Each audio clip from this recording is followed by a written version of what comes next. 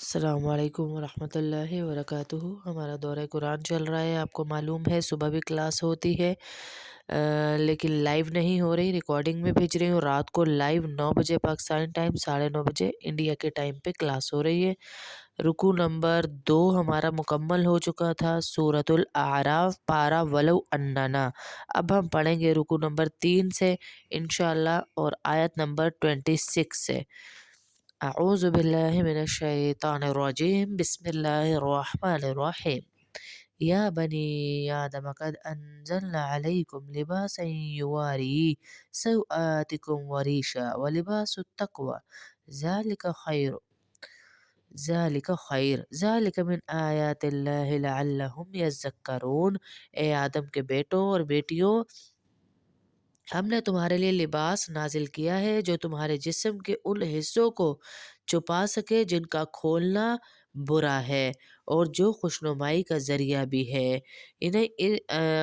اہل عرب کی عجیب و غریب رسم کے پس منظر میں یہ آیت نازل ہوئی کہ جس کی تفصیل یہ ہے کہ مکہ مکرمہ کے قریب رہنے والے کچھ قبیلے مثلا قریش کے خمس قبیلہ جو ہے حمص قبیلہ کہلاتا ہے، عرب کے دوسرے تمام قبیلے حرم کی پاسبانی کی وجہ سے ان لوگوں کے بڑی عزت کرتے تھے۔ اسی کا یہ نتیجہ تھا کہ عربوں کے عقیدے کے مطابق کپڑے پہن کر طواف کرنا صرف انہی کا حق تھا۔ دوسرے لوگ کہتے تھے کہ جن کپڑوں میں ہم نے گناہ کیے ہیں ان کے ساتھ ہم بیت اللہ کا طواف نہیں کر سکتے۔ چنانچہ یہ لوگ جب طواف کے لیے آتے تو حمص کے کسی آدمی سے کپڑے مانگتے، اگر اس کے کپڑے مل جاتے تو انہیں پہن کر طواف کر لیتے، لیکن اگر کسی کو حمص میں سے کسی کے کپڑے نہ ملتے تو وہ بالکل عریاں ہو کر طواف کرتے، یعنی بالکل کپڑوں کے بغیر۔ یہ آیتیں اس بےہودہ رسم کی تردید کے لیے نازل ہوئیں اور ان میں سے انسان کے لیے لباس کی اہمیت بھی بیان فرما دی گئی اور یہ بتایا گیا کہ لباس کا اصل مقصد جسم کا پردہ ہے، ساتھ ہی لباس انسان کے لیے زینت اور خوشنمائی کا بھی ذریعہ ہے۔ ایک اچھے لباس کی صفت یہ ہوتی ہے کہ دونوں مقصد پورے ہوں، یعنی آپ اچھے بھی لگیں اور آپ کا پردہ بھی مکمل ہو، آپ کا ستر بھی چھپ جائے۔ تو آج جو لباس پہنے جا رہے ہیں یہ ستر کو ابھارنے کے لیے پہنے جا رہے ہیں یا ستر کو چھپانے کے لیے، فیصلہ آپ خود اس کا کر لیجئے۔ اور تقوی کا جو لباس ہے وہ سب سے بہتر ہے، یعنی لباس کا ذکر آیا تو حقیقت بھی واضح فرما دی گئی کہ جس طرح لباس انسان کے ظاہری جسم کی پردہ داری کرتا ہے، اسی طرح تقوی انسان کو گناہوں سے پاک رکھتا ہے اور اس کے ظاہر اور باطن دونوں کی حفاظت کرتا ہے۔ تو فرمایا گیا بہترین لباس کیا ہے؟ تقوی ہے۔ یہ سب اللہ کی نشانیوں کا حصہ ہے جن کا مقصد یہ ہے کہ لوگ سبق حاصل کریں، یعنی لباس کا پیدا کرنا اللہ تعالیٰ کی قدرت اور حکمت کی نشانیوں میں سے ایک ہے۔ یا بنی آدم لا يفتننكم الشیطان کما اخرج ابویکم من الجنة ينزع عنهما لباسهما ليريهما سوآتهما إنه يراكم هو وقبيله من حيث لا ترونهم إنا جعلنا الشياطين أولياء للذين لا يؤمنون وإذا فعلوا فاحشة قالوا وجدنا عليها آباءنا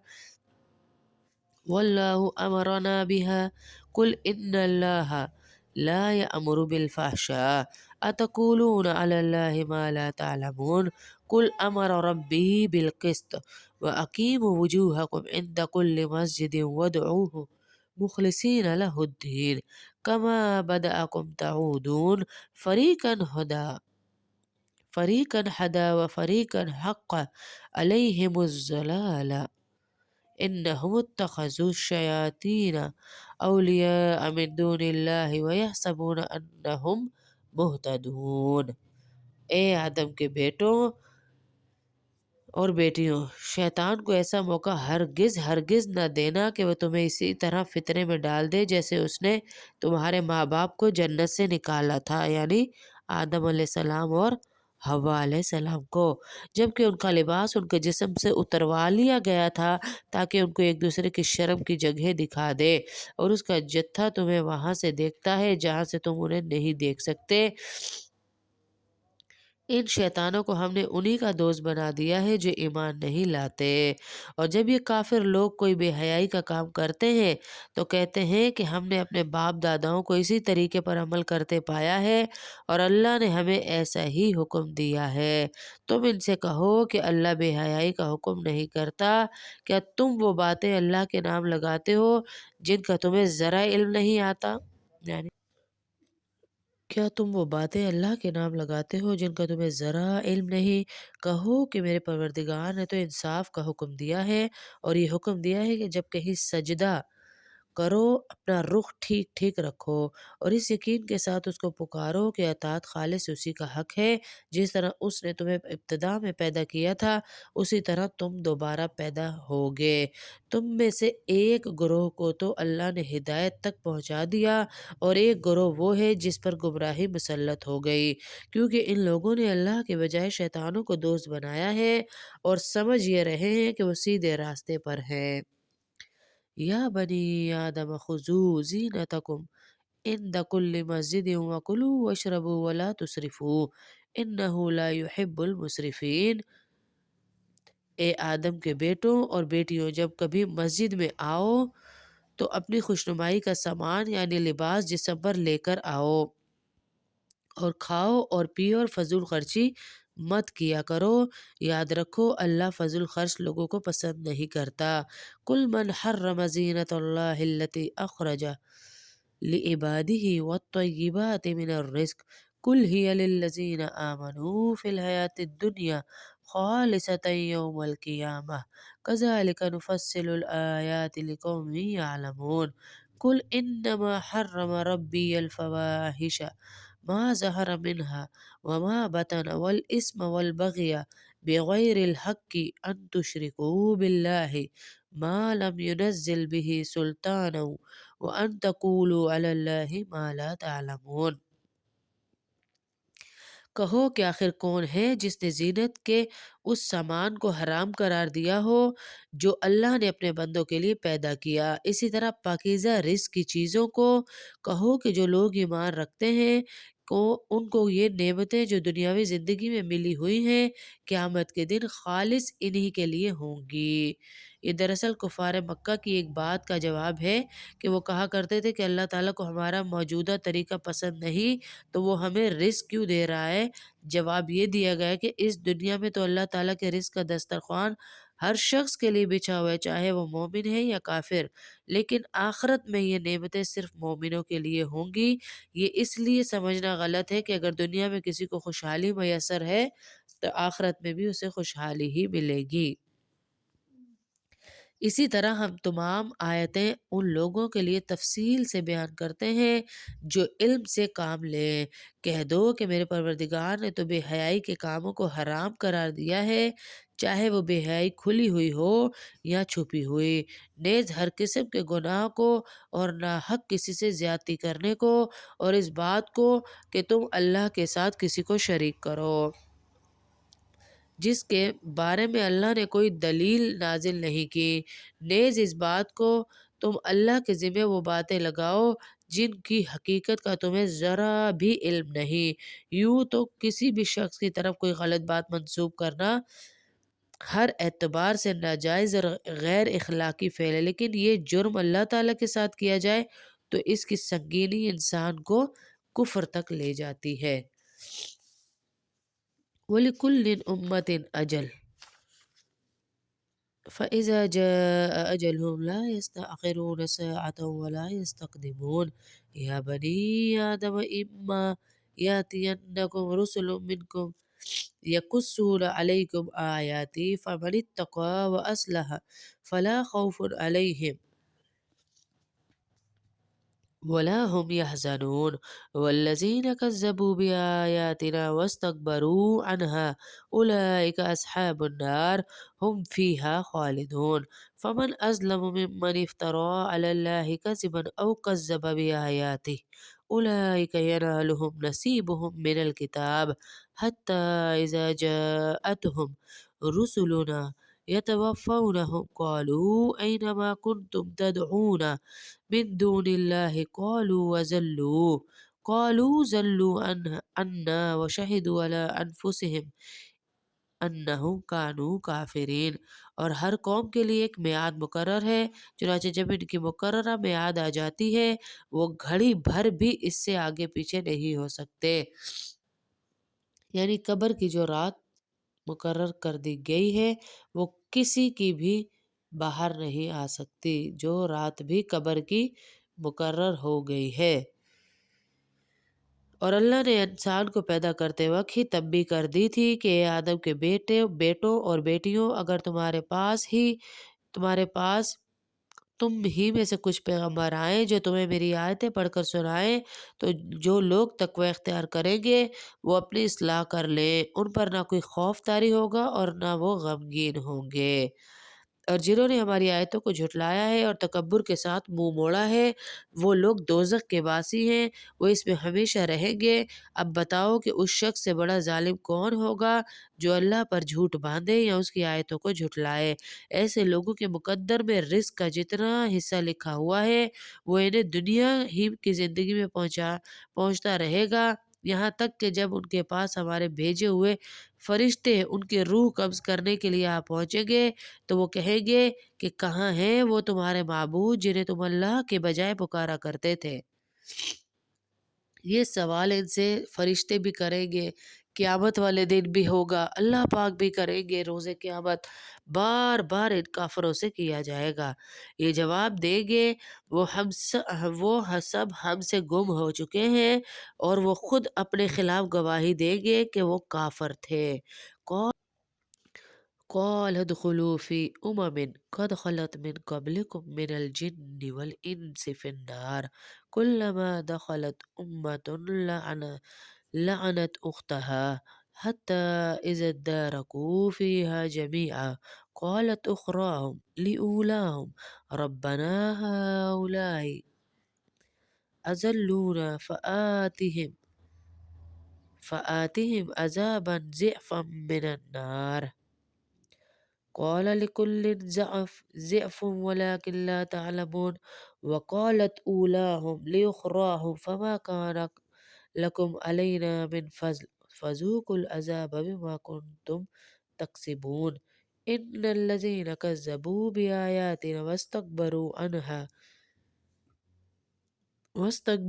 عنها لا تفتح لهم أبواب السماء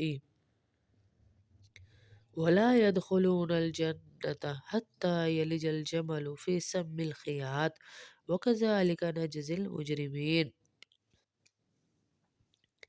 اللہ تعالیٰ فرمائیں گے جاؤ جنات اور انسان کے ان گروہوں کے ساتھ تم بھی دوزخ میں داخل ہو جاؤ جو تم سے پہلے گزر چکے ہیں۔ اس طرح جب بھی کوئی گروہ دوزخ میں داخل ہوگا وہ اپنے جیسوں پر لعنت بھیجے گا، یعنی جو لوگ سرداروں کے ماتحت تھے وہ اپنے سرداروں پر لعنت بھیجیں گے جنہوں نے انہیں گمراہ کیا ہوگا، یہاں تک کہ جب ایک کے بعد ایک سب اس میں اکٹھے ہو جائیں گے تو ان میں سے جو لوگ بعد میں آئے تھے وہ اپنے سے پہلے آنے والوں کے بارے میں کہیں گے کہ ہمارے پروردگار انہوں نے ہمیں غلط راستے پر ڈالا تھا، اس لیے ان کو آگ کا دگنا عذاب دینا۔ اللہ فرمائے گا سبھی کا عذاب دگنا ہے لیکن تمہیں ابھی پتہ نہیں، اور پہلے آنے والے بعد میں آنے والوں سے کہیں گے تو پھر تم کو ہم پر کوئی فوقیت تو حاصل نہ ہوئی، لہٰذا جو کمائی تم خود کرتے رہے اس کے بدلے عذاب کا مزہ چکھو۔ لَهُم مِّن جَهَنَّمَ مِهَادٌ وَمِن فَوْقِهِمْ غَوَاشٍ وَكَذَلِكَ نَجْزِي الظَّالِمِينَ۔ والذين آمنوا وعملوا الصالحات لا نكلف نفسا إلا وسعها أولئك أصحاب الجنة هم فيها خالدون ونزعنا ما في صدورهم من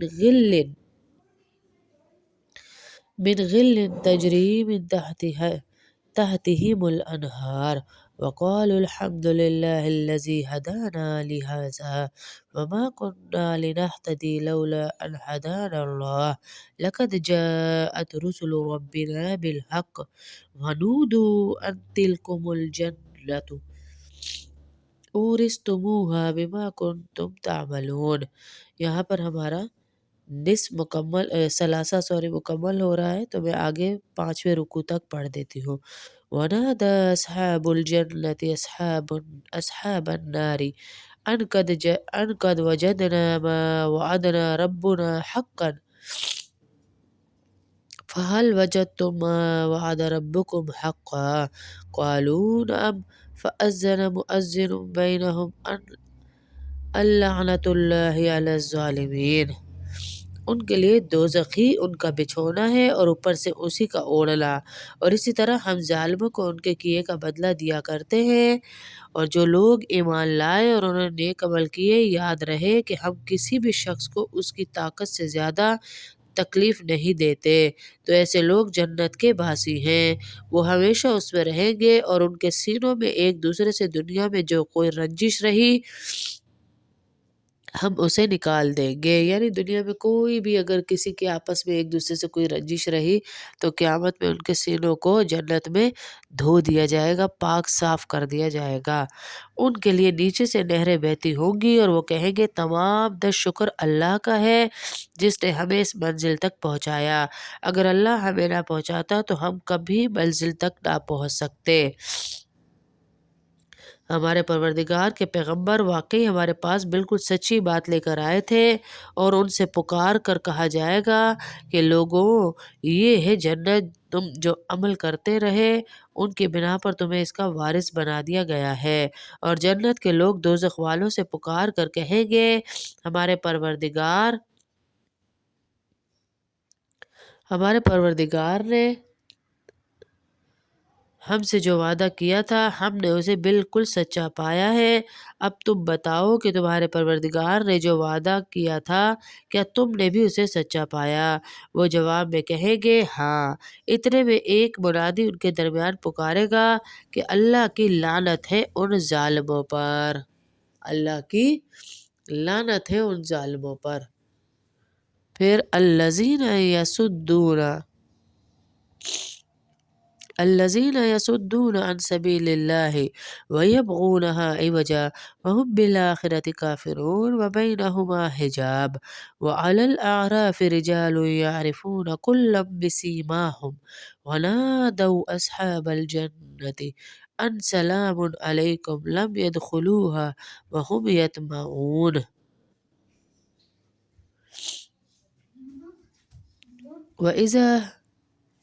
وَإِذَا صُرِفَتْ أَبْصَارُهُمْ تِلْقَاءَ أَصْحَابِ النَّارِ قَالُوا رَبَّنَا لَا تَجْعَلْنَا مَعَ الْقَوْمِ الظَّالِمِينَ۔ رکوع نمبر 5 ہمارا مکمل ہوا۔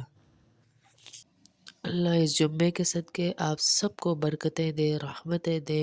جس سے مجھے دعاؤں کا کہا اللہ ان کی دعائیں قبول کرے، ہمارے بچوں کو سب کو کامیابیاں دے، مرحومین کے درجات بلند کرے، سب کی دعائیں قبول کرے، سب بہنیں اپنی اپنی اٹینڈنس لگوا دیں۔